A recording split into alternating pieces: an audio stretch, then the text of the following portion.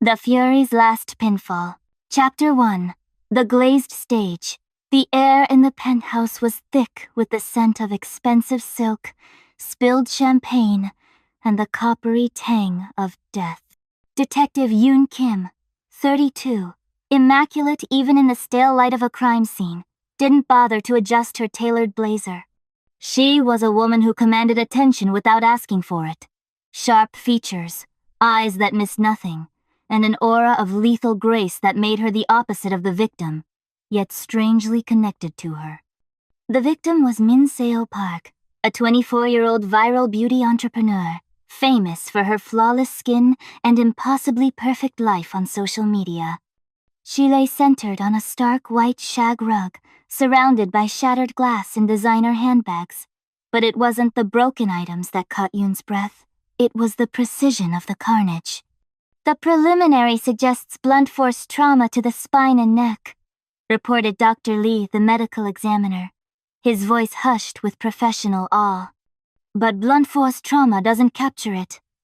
Look at the angle of the neck and the compression fracture on the lumbar vertebrae. This wasn't a fall. This wasn't a beating. This was calculated. Yoon knelt, her gaze tracing the cold, elegant lines of Min Seo's body. The woman was bent at an impossible angle, as if she had been pinned and counted out. Yoon didn't need a forensic reconstruction to know what she was seeing. The damage pattern was unique, specific, and horrifyingly familiar. "It's a wrestling move," Yoon stated, her voice cutting through the sterile silence.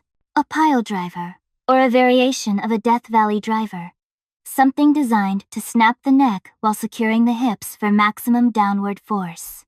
The other officers exchanged glances. A wrestling move? On a beauty influencer? Yoon ignored them, her mind already racing past the immediate scene. She felt a sickening surge of adrenaline.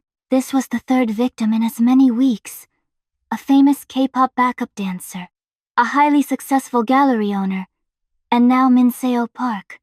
All stunningly beautiful, all wildly successful, and all killed with devastating theatrical violence that seemed entirely incongruous with their delicate public images.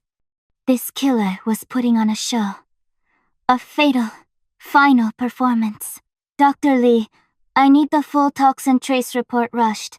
Everything. Fibers, dust, residue. Prioritize anything unusual. Anything that smells like a gym, a ring, or desperation," Yoon commanded, already pulling out her phone. The clock on this case was ticking down in minutes, not days. Chapter 2. The Residue of Rage. By the time the sun began to bleed a pale orange over the city skyline, a few agonizing hours later, the first crucial piece of the puzzle landed on Yoon's desk. Dr. Lee, a man who respected her urgency, delivered it himself. "Detective Kim, look at this." It was found deep in the creases of the victim's silk dress, near the shoulder area. Microscopic, but highly unique. He pushed a glass slide under her nose. Under the harsh office light, Yoon saw a shimmering, crystalline powder. "It's a chalk resin blend," Dr. Lee explained, tapping the slide. "Not climbing chalk. This specific formulation is used for maximum grip in high-friction sports, the kind of grip required to lift and hold a human being in an unnatural position. And then there's this." He showed her a photograph of a synthetic substance, a thin film scraped from the victim's immaculate, expensive leather boots. "A blend of lanolin and a synthetic ester. We usually see this in professional bodybuilding tanning oils, the hyperglossy competition-grade stuff. It stains terribly and is almost impossible to remove completely. A professional wrestling killing move. Specialized grip chalk. Competition bodybuilding oil." The image in Yoon's mind clicked into brutal focus. The killer was not just a fan. She was a professional. Someone who lived, breathed, and built their body for the ring or the stage. "The killer is a woman," Yoon whispered, the realization chilling her to the bone.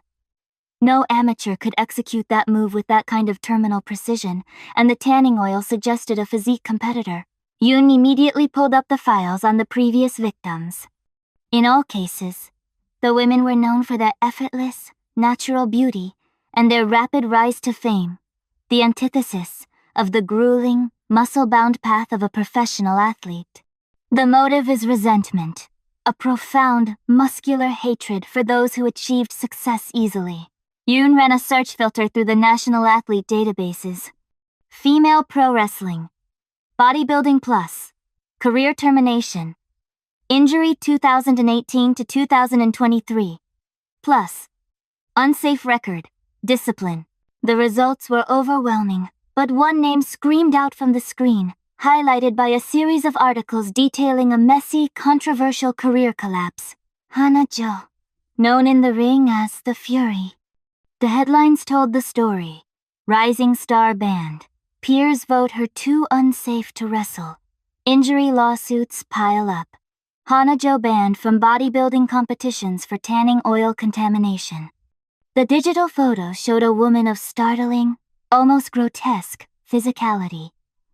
Every muscle was a corded weapon. Her eyes, beneath a harsh layer of theatrical makeup, held a coiled, furious ambition, and beneath that, a deep, corrosive failure. She was beautiful, yes, but her beauty was carved from pain and effort, not effortless luck. The killer wasn't hiding. She had left her signature in chalk and oil. Chapter 3. The Ghost of the Gym. Yoon's pursuit was relentless. She didn't wait for a warrant. She used her status to demand cooperation. The trail led to an abandoned industrial-era gym on the outskirts of the city, a place Hana Jo had been known to frequent after her ban. The gym was a cathedral of rust and decay. Dust motes danced in the single shaft of morning light slicing through a broken window. The air smelled of old sweat, iron, and desperation. In a back office, Yoon found a dilapidated whiteboard. It was a cryptic training schedule, mostly erased, but under the heading Finishing Moves, a single name remained scrawled in thick black marker: the Anvil Drop. Yoon knew the move. It was Hana Jo's signature move, a variation of the pile driver where the opponent was lifted, rotated, and driven straight down onto their head and neck, often breaking their own fall with her massive shoulder muscles, ensuring the victim took the full, unforgiving impact. The move was banned worldwide in most federations for its catastrophic risk of paralysis. As Yoon took a photo, a flicker of movement in the corner of her eye brought her up short. A shadow. A presence. Detective Kim. The voice was low, gravelly, and laced with years of frustration. Yoon spun, drawing her sidearm instantly. Hana Jo stood in the doorway, framed by the darkness. A spectral figure in a tattered, sleeveless hoodie that barely contained her powerful arms.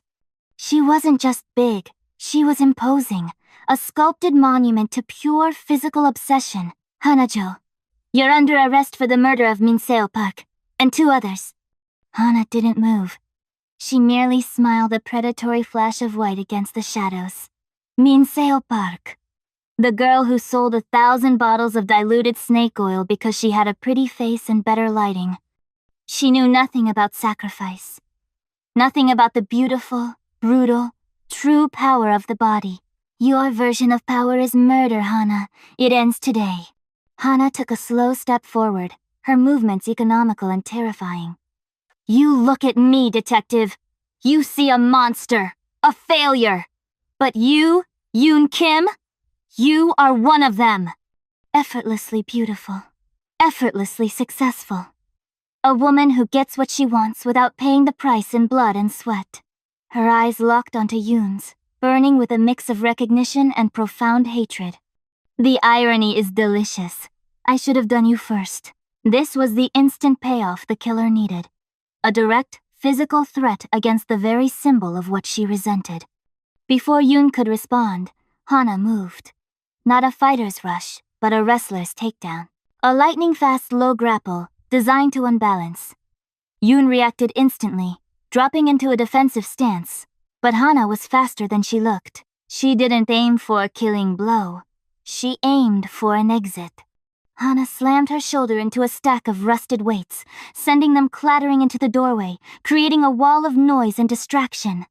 Then, With a grunt of effort that echoed in the vast space, she used the chaos to sprint for a fire exit, shattering the emergency bar with a single, powerful elbow strike. Yoon chased, but the killer was gone, disappearing into the maze of abandoned industrial buildings, leaving behind only the metallic smell of adrenaline and a chilling personal message. She knows who I am, and she resents me. The hunt had just become deeply personal. Chapter 4. The Next Pin. Yoon knew Hana wouldn't stop. The brief, intense confrontation had fueled the killer's narcissistic rage. Hana saw Yoon as the ultimate target, the successful, beautiful woman who was also strong enough to fight back. The next victim would be a spectacle, a challenge, a definitive statement. The police force mobilized, but Hana was a ghost, blending into the city's forgotten edges. Yoon focused on what she knew about the killer's pathology. Hana needed an audience, and she needed the victim to embody the ultimate success. Yoon pulled up the schedule of every high-profile social event for the weekend. One stood out: the launch of Aura, a new luxury cosmetics line, hosted by its founder Min-ji Cho, a former top model who had turned her image into a billion-dollar empire. Min-ji was the epitome of effortless, marketable beauty. The Aura launch. The Grand Hyatt Ballroom, tonight. It was the perfect stage for Hana's final, spectacular act of vengeance. "We need to secure Min-ji Cho immediately," Yoon told her captain. "She's the next target. The killer wants to destroy the symbol of the industry that rejected her." The captain balked at turning the launch into a fortress. "Too much risk of panic, detective. We need hard proof she's there." Yoon didn't argue. She decided based on instinct and personal stakes. If she waited for proof, Min-ji would be the fourth casualty. Chapter 5. Undercover and Overwhelmed. Hours later, Yoon was not in her blazer. She was in a bespoke, silver silk dress, her hair swept up in an elegant coil. She had infiltrated the Aura launch, posing as an executive protection specialist hired by Min-ji's nervous PR team. She carried a minimalist clutch that held her badge, a hidden audio device, and a small, specially weighted impact stick, a last resort. The Grand Hyatt Ballroom was a shimmering, suffocating ocean of success. Models, VVIPs, and media personalities drifted through a cloud of expensive perfume and flashing lights.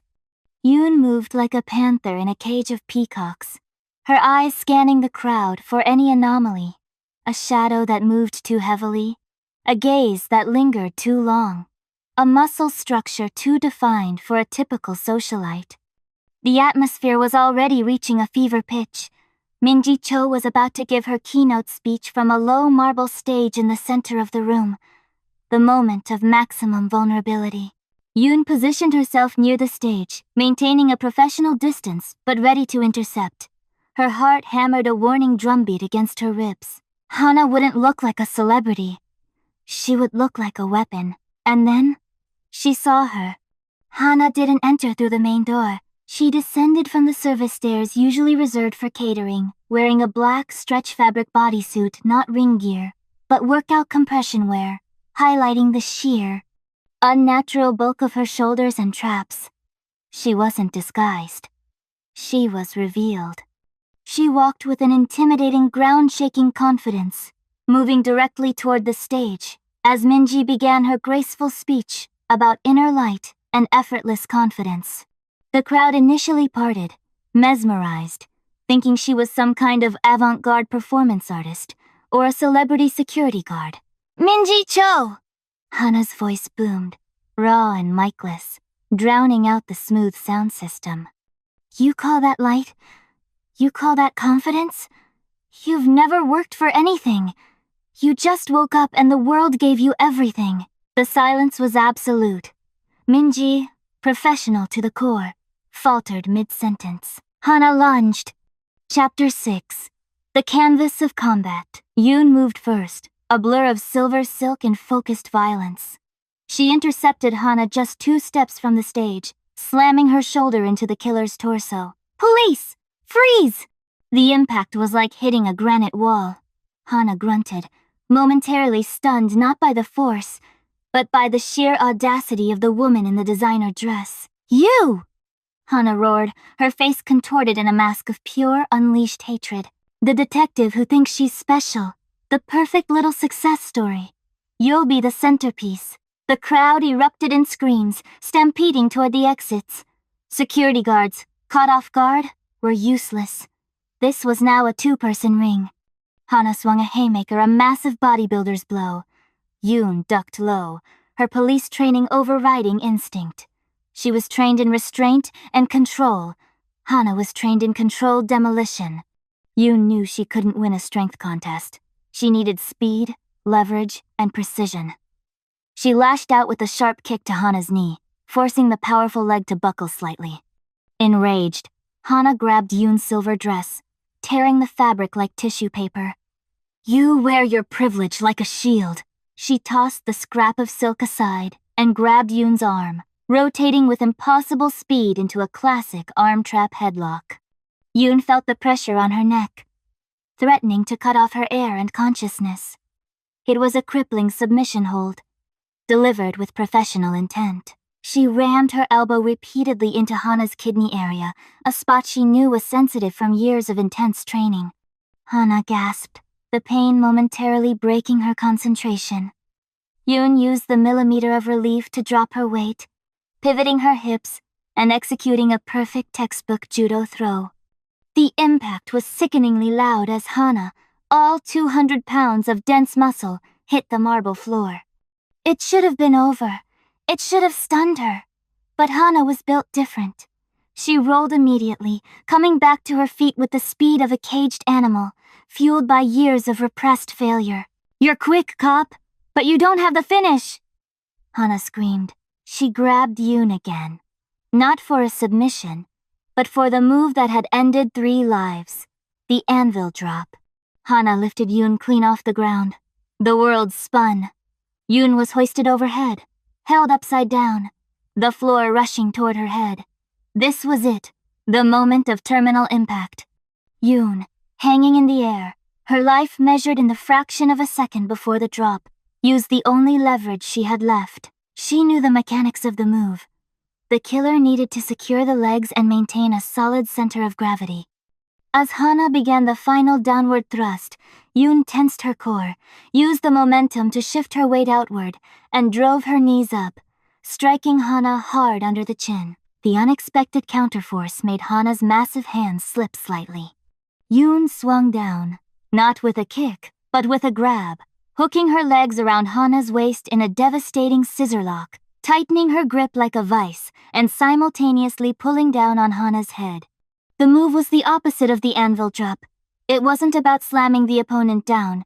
It was about applying pressure and leverage horizontally. The pressure on Hana's neck and back was immense, forcing the stronger woman to fall backward, protecting her own spine. They crashed to the ground together, the scissor lock pinning Hana's head back. Hana thrashed, roaring in pain and humiliation. She couldn't apply the Anvil Drop if she couldn't stand. She couldn't fight back if her power was leveraged against her. Yoon, ignoring the searing pain in her own shoulders, pressed down harder, using every ounce of her training to hold the position. "It's over, Hana," Yoon gasped, her breath ragged. "You lost the match." Hana's eyes, still burning with insane fury, finally dimmed, replaced by a defeated emptiness. The muscle in her neck went slack. She had been pinned, not by a wrestler, but by a detective, using superior technique against raw strength. The fight lasted less than 60 seconds. It felt like a lifetime. Chapter 7. The Last Word. Yoon held the position until the first police officers, guided by her earlier warning, rushed in, finding the scene. The massive Hana Jo subdued beneath the slight, silver-clad detective. As they hauled Hana to her feet, cuffing her with 2 sets of reinforced restraints, she fixed her gaze on Yoon one last time. "You think you won?" Hana's voice was a low, guttural snarl. "You're just another perfect little image. They love you now, but they'll hate you when the first line shows on your face. You're lucky. You don't know what failure feels like. You don't know what it's like to break your body and still not be beautiful enough." Yoon looked back, her face streaked with sweat and a faint smudge of Hana's tanning oil. She felt the searing ache in her joints, the physical toll of the brief, brutal exchange. "I know exactly what sacrifice is, Hana," Yoon said, her voice steady despite the adrenaline crash. "The difference is, I chose to protect life with my strength. You chose to destroy it out of envy."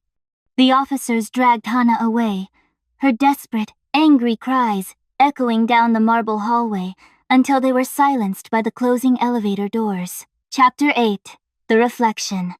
The next morning, Yoon sat in her apartment, the city muted outside her window. Her shoulders were bruised, and she moved with a careful stiffness, but she was alive. The case was a lightning strike, startling, brutal, and over in an instant.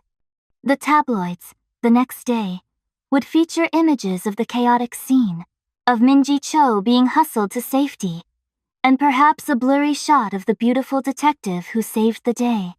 Yoon picked up her phone and looked at a folder she rarely opened. A single photo of herself, 12 years ago, standing on a wrestling mat, her face flushed with sweat after losing a local amateur judo tournament.